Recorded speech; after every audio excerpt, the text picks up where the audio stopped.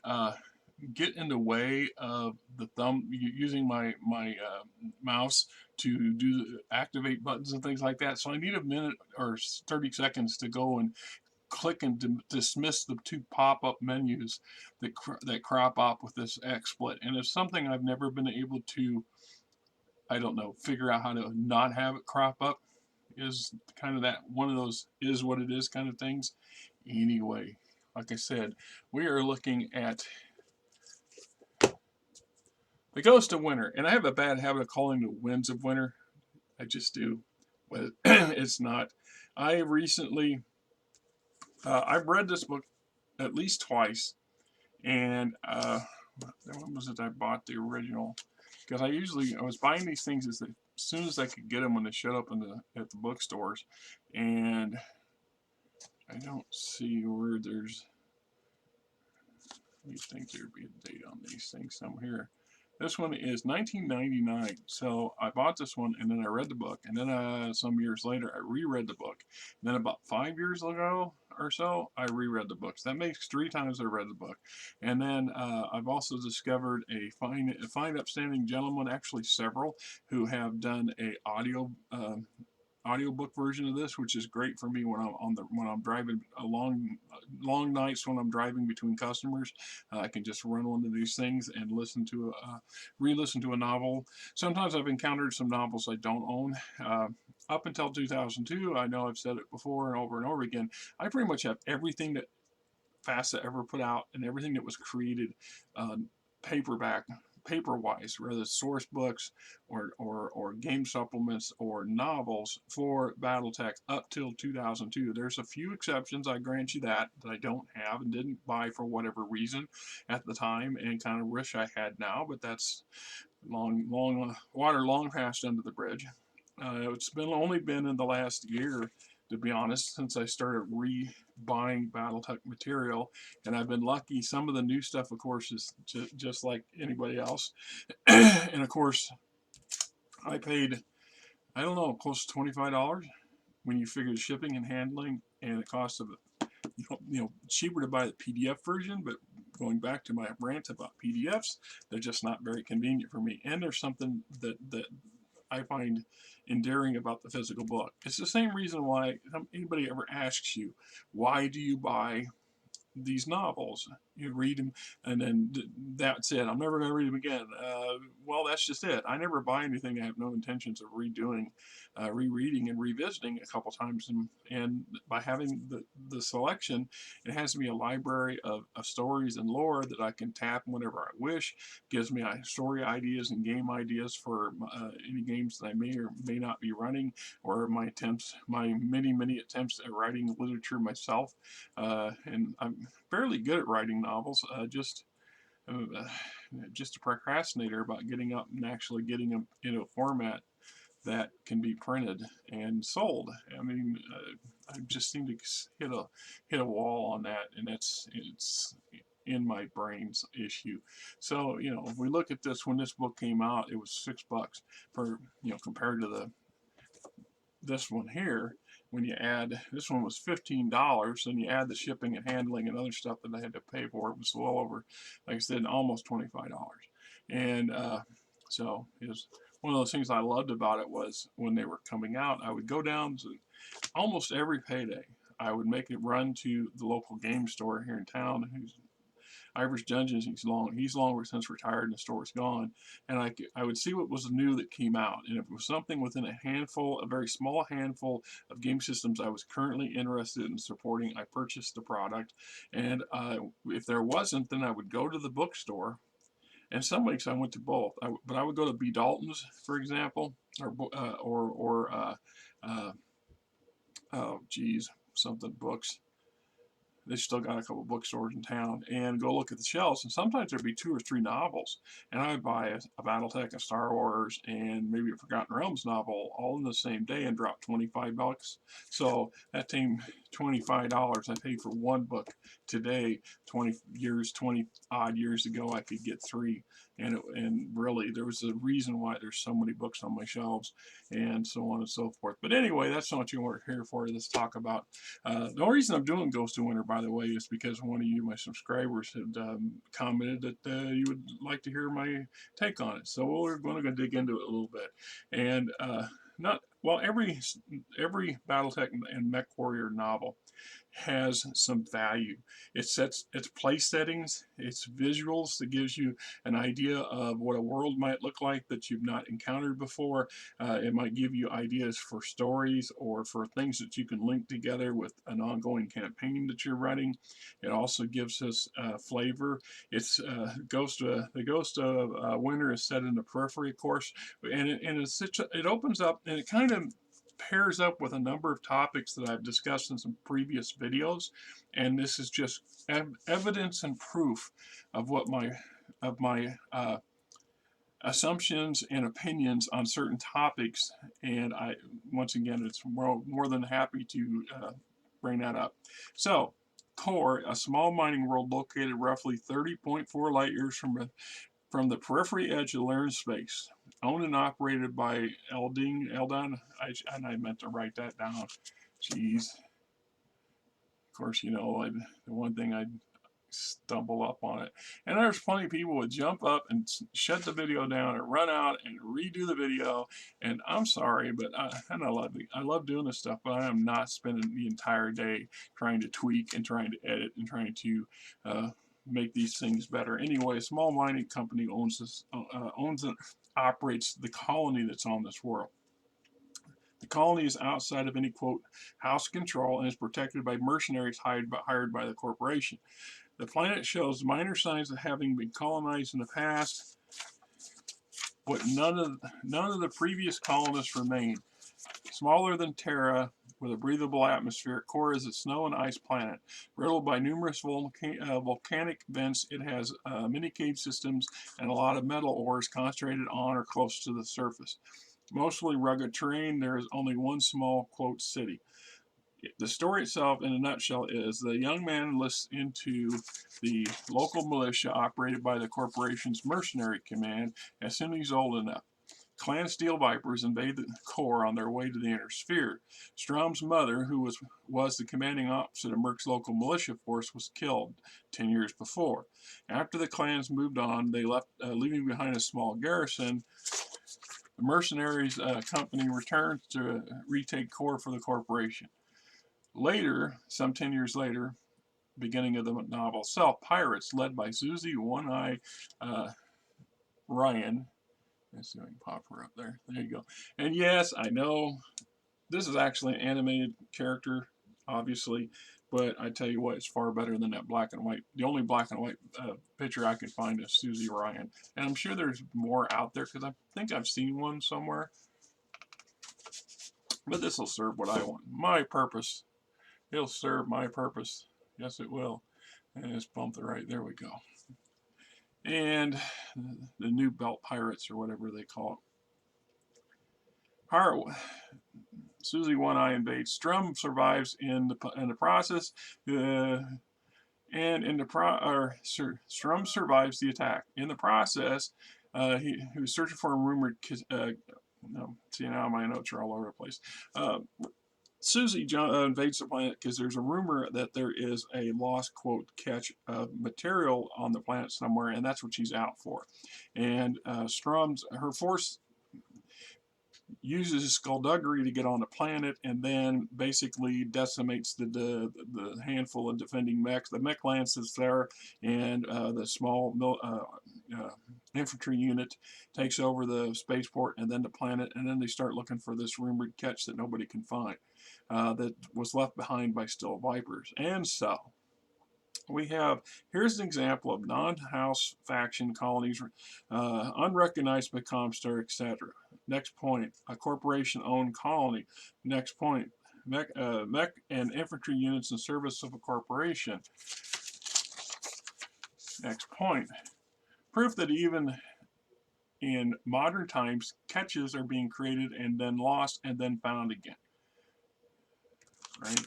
So let me read back over my points. So, once again, I speculate that there are literally hundreds, if not thousands, of worlds that are not, quote, officially recognized by either Comstar or the various houses as a viable colony world. The population just isn't large enough, or there isn't enough resources to, or a political muscle to include them in the house. What do you want to call it? In the house, under house control, or be recognized by, at the time, Comstar, of course. The reasons behind that, and this is a grand example, that this is a planet that's because of its extreme cold and snow and conditions, is marginally settled. I mean, it really isn't suitable for large term settlement, because you just can't really justify supporting it. But there's enough easily obtained raw materials, exotic materials, and there's actually a list in the novel of a couple of the fairly valuable ones that makes it profitable for the corporation to maintain a colony here. Obviously, the colony is large enough, and what defines a city is loose. On average, a small city in my home state of Iowa would be 4,000 or 5,000 people. Anything under 5,000 people is considered a town. And when you look at, okay, if I've got a colony, a mining operation, perhaps I've got 300 or 400 mining employees who are working for the corporation to mine and process or to package the materials that we are gathering. For those 300 or so people, there's probably another 600 or so dependents, spouses, children, so on and so forth, who may or may not work for the corporation. And of course, this sort of colony, this sort of settlement of significant size is going to require other supporting entities, such as grocery stores and bars and other entertainment venues, potentially hardware stores, that kind of thing. Ideally, you're going to have a couple of people come in that can do agriculture, whether it's doing it under a dome or inside of greenhouses. You can look at some of the extreme places on Earth, the North Pole and the South Pole. I'm thinking some of the Arctic settlements around the North Pole, south of the North Pole region, where thousands of people live, and the reason they live there primarily is because of resources, whether it's oil or gold or what have you. And so when you have roughly 1,000 people between the workers of the company and their dependents, now you're going to want the secondary sources and or supply and things that they're going to want to have met. And it's often the corporation is either going to do that themselves, i.e. the company store, or they're going to contract out to third-party groups to come in and set these things up, or just people generally looking to make a buck or looking to get a start, come in and start their own business because there's enough people to support it. And then there's always the odds and end outfits. They're individuals who figured out a way to carve out a niche in a community to make a little bit of money and support themselves. So having 4,000 to 5,000 people is not unrealistic. Of course, if you've got any kind of significant amount of generational settlement going on here, where you've got multiple generations being born and dying and living and so on the planet, and that's exactly what's going on here on Core, then odds are you're going to have some kind of school and some kind of hospital system. And you see what I'm saying? This is why you can have 4,000 or 5,000 people supporting a major corporation investment of, say, 300 people. So in my mind, it just helps verify that for every settled world. So if the Federated Suns in 3025 has 500 plus worlds, officially they probably have more than 1,500 that are inside their borders with populations on them that are.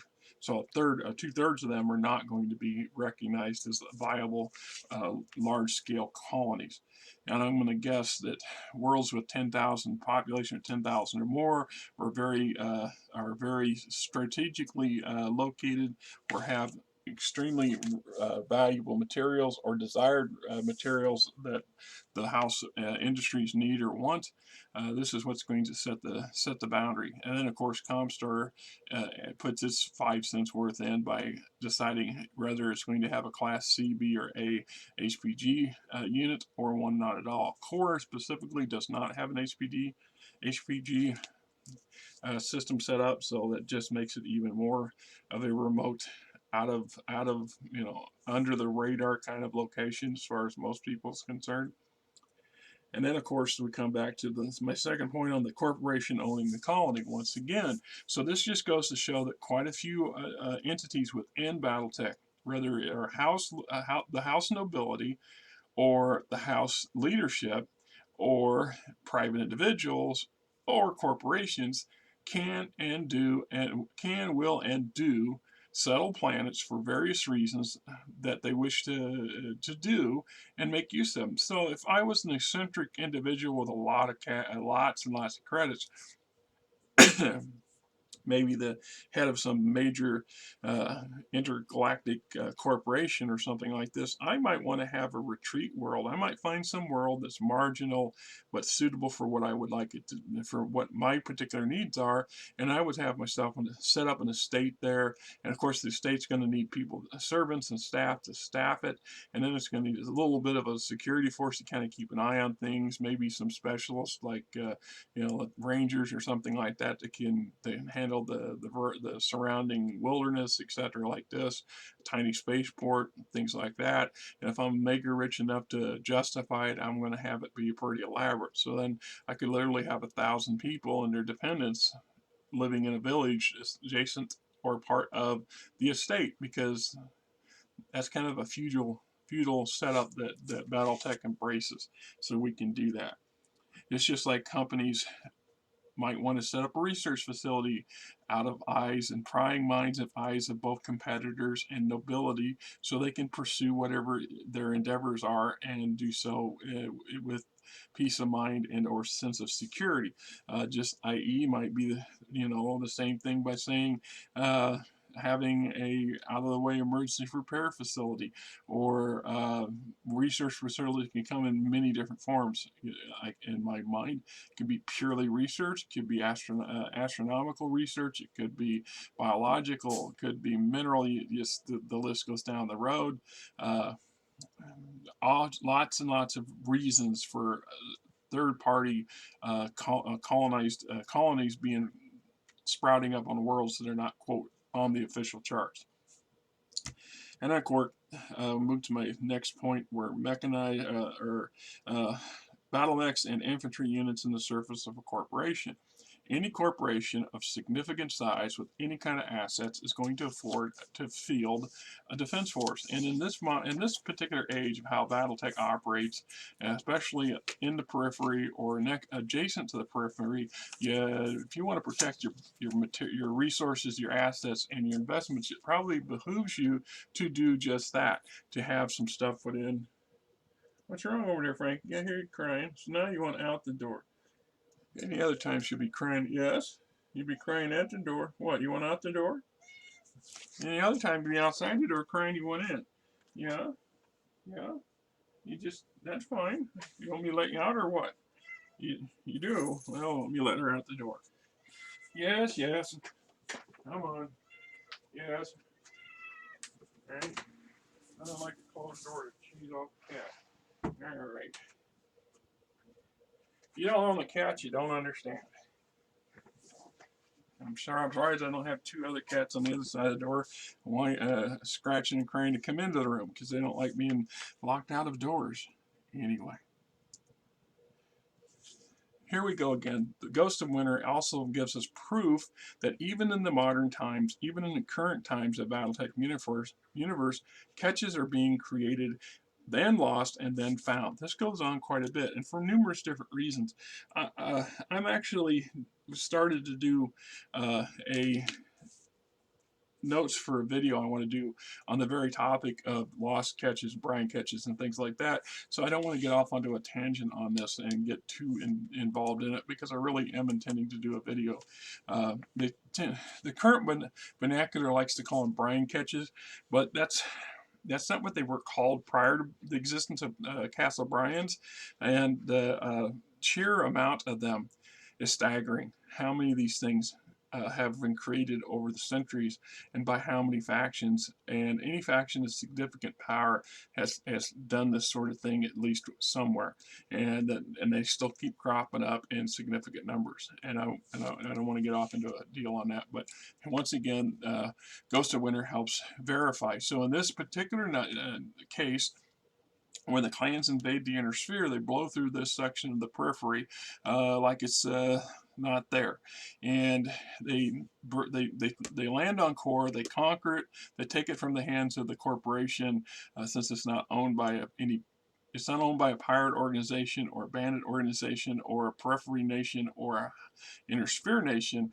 They just took over in control of it and then moved on, and they decided to leave a very small garrison and of second line Slanoma troops and or worse, and there weren't very many of them. So when the mercenaries in the employ of the corporation came back to reclaim the corporation's property, they basically boot stomped Clan Vipers defenders, and apparently the Vipers had a lot of other problems and or things to worry about and or interest at that moment, so they never came back for them and never came back to check on them. But they did create a quote a catch. I always want to call it Kashish, but I know that's not how it's pronounced. So ideally they built themselves a small garrison facility in a hidden location, and they stockpiled a small amount of clan technology and equipment and supplies in there, and with the intentions of it being there as a fallback spot or as let's just store some stuff here spot, whatever. But the fact is it was there. Then it became lost because officially only the handful of people within Steel Viper knew about it or its existence or cared to know about it, and it was built by clan labor case and funded by the merchant case, so none of the inner sphere and or periphery natives of core had any knowledge of it being created. And but apparently enough of this got out, some kind of rumor or information got out to Susy Ryan in order to entice her to come to the planet and to attempt to conquer the planet long enough to find this thing and raid it, because obviously if it's got clan tech in it, you want that stuff. And if anybody in one of the bigger houses had heard about it, or other fairly other factions had heard about it, they'd have been showing up on the doorstep looking to find this thing too, given time. So it was created, and then most people weren't knowledgeable of it being there, and the ones who did, it reached a point where they didn't care about it anymore, so they dismissed it. Moving on to the next point: victory over adversary. Adversity, aided by the character's deep understanding of his world. So we have a young fellow who's just basically learning to becoming Mechwarrior. He's got enough training to be fairly competent in it. The losses of the original clan invasion decimated the militia lance, and so he and two others are basically the new blood that gets stuck into it. The militia lance is not directly a component of the mercenary command that is employed by the corporation, but it's subsidized by them and by the corporation. So it's the local defense, the first line, last line of defense for the colony. And his father, Strum's father, is a geologist who's works for the corporation and has been mapping and looking for all the exotic materials and stuff that are and where they are, and has a very strong understanding of the geology, the volcanic nature of the planet, the vents, the extreme cold, etc., etc.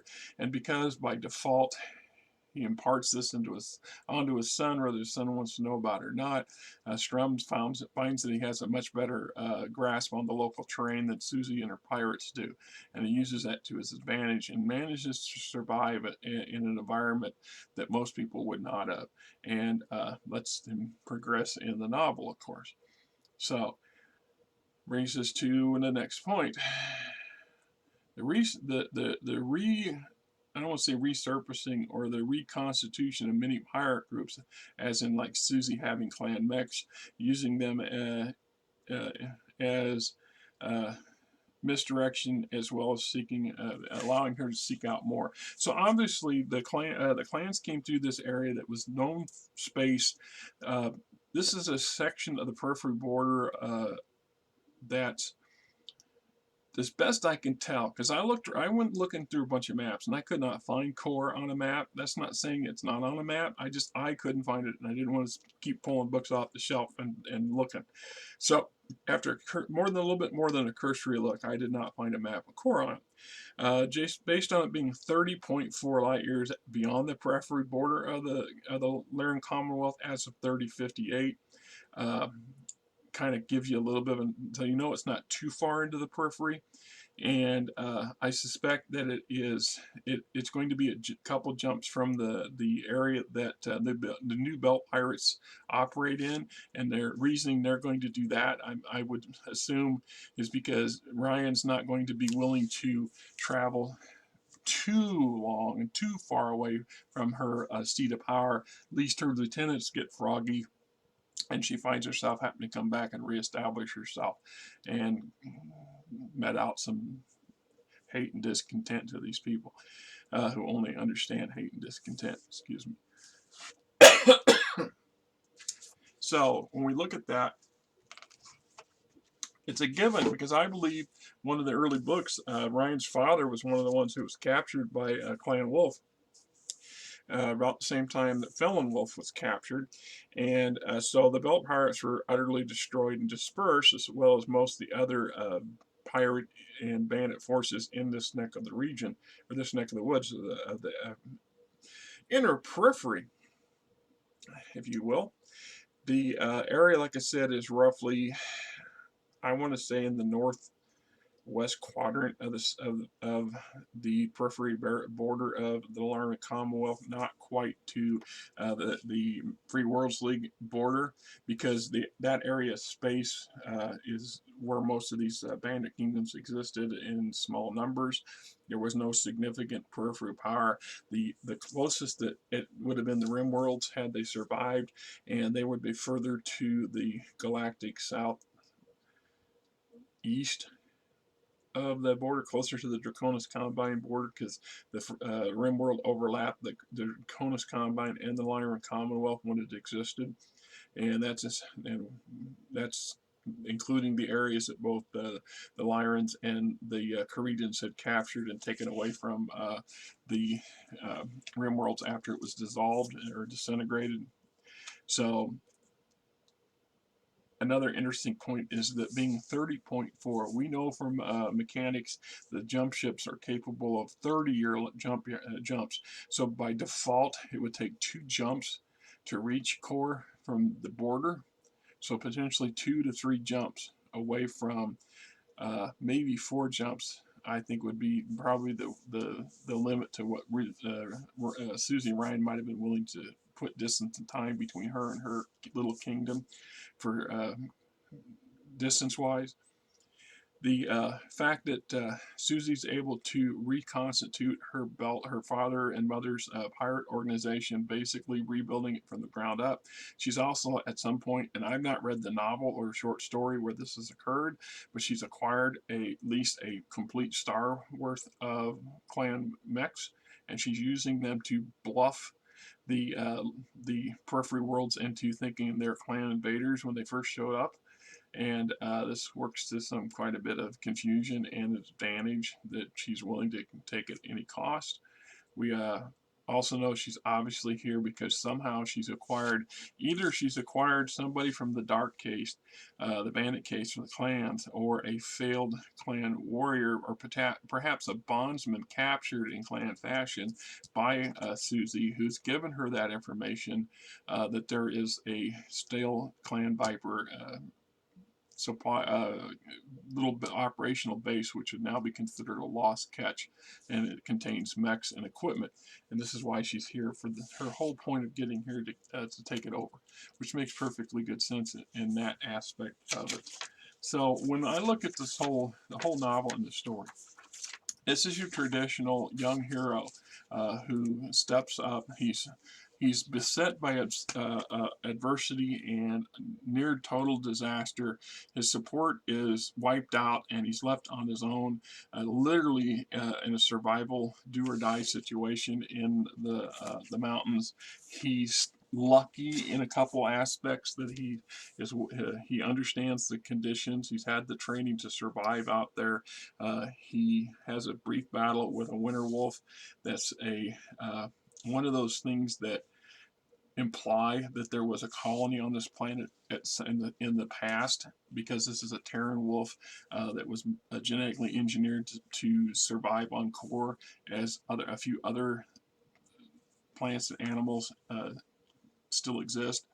This just also backs up my belief that over time the inner sphere has expanded and contracted,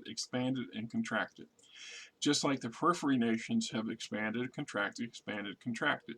And this leads to places being settled in times of prosperity, or in times of total conflict. People flee, or people migrate, and so they push out and they find worlds that they try to make it go on. And so whether this original colony here failed because the environment was just too extreme, or whether the environment changed in some way into some unreported, unknown catastrophic event, whether these were survivors, perhaps other Rimworld's Republic who fled the conflict of the SLDF and the Rimworlds, or maybe you go back to the before the reunification, or before the formation of the Star League. I mean, just the sheer hundreds and hundreds of years of history. And I believe that the entire inner sphere, or the periphery and the deep periphery surrounding the inner sphere, is a shotgun blast of these types of failed colonies. I believe you'll find hundreds, not thousands, of them that have been established, and they thrived or they didn't thrive. For one reason or another, they were abandoned, or they died off, they were forgotten, things like that. It's hard to say. If you can get your hands on the PDF version of Ghost of Winter, I highly recommend reading it. Like I said, you can also listen to the audio version of it, and I will try to remember to put a YouTube link below to help you get access to it, because it's well worth the time listening to it. And there's a lot of valuable small story material in there. What I mean is world building material, lore building material, things that help reinforce and back up the existing lore that we have, which, as you all know, a lot of our Battletech lore is lackadaisical in some areas and concrete in others. Some areas they've put a lot of effort and time and work into, and some I think are intentionally and purposely left vague for a reason. It's the same thing that I've always pondered about the inner sphere in general. When you look at the inner sphere and the deep periphery, you have a scattering of periphery nations that equal to or predate the inner sphere nations, the great houses. And that's pretty much it. I think that there have been attempts over the centuries of new ones. We're starting to see a little bit of that, with the Synursus Federation and the Marian hegemony. These are would-be nations, and they grow big enough to become a periphery power, and by every right that makes them a periphery house. And whether they're not acknowledged that way or not, I can't speak for that, but I honestly believe that it plays its role. The fact, though, is for every one of those, there are 10 times the region of space and unsettled systems. So there are vast swaths of near periphery, deep periphery locations that have absolutely nothing in game canon in there. And if it is, it's extremely scattered and extremely rare. So there's either great deserts, many solar systems do not have settled or planets or moons in the systems that are suitable for colonization and or for exploitation, or have just for one reason or another been passed over. And that's fine, because space is vast, and the sheer number of worlds out there is going to lend itself to that. And yet at the same time, over and over and over again. Across the inner sphere and the periphery, and even in client space, we see humanity tackling worlds that are marginal at best when there are other much more conducive worlds available. Now, I like to refer to my would-be game system that I created. That one of my things about it is of course world building, and you need to establish what type of world and atmosphere that you've encountered. And so I use Terran Standard. The standard planet and standard atmosphere is Terra. And so all build modifiers on a planet, on a standard planet, on a Terran-like planet with a Terran-like atmosphere is 0. So if you need 500 tons of housing materials to construct a town, then that's exactly what you need is 500 tons. Now, if you move to the next nearest habitable environment, well, the build modifier probably is 1.5. So if we go to a planet that's like Tatooine, for example, or that's all desert and scrub and rough, well, it might have a 3.0 modifier, which means at this point you need 3 times the amount of resources to build a settlement there.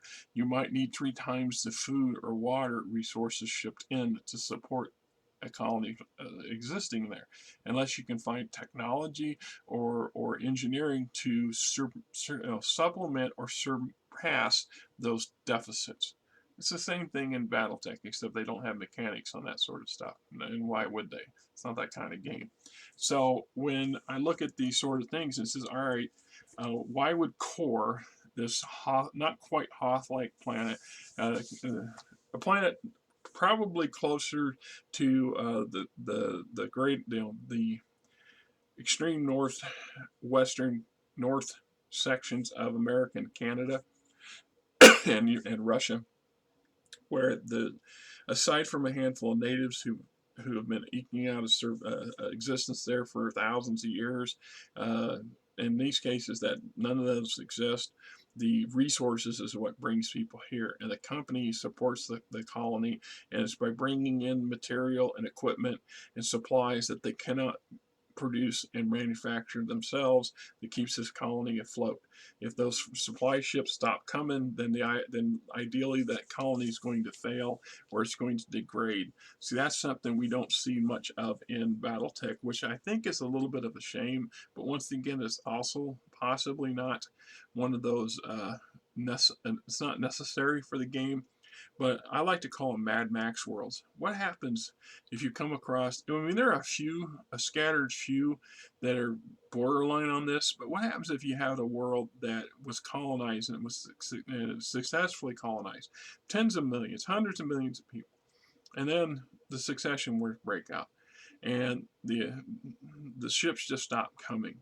And the planet lacked technical expertise or knowledge to produce something vital, like food, for example, or they're totally dependent on supplementing their local water resources with water and ice ships bringing supplies into the planet on a regular basis.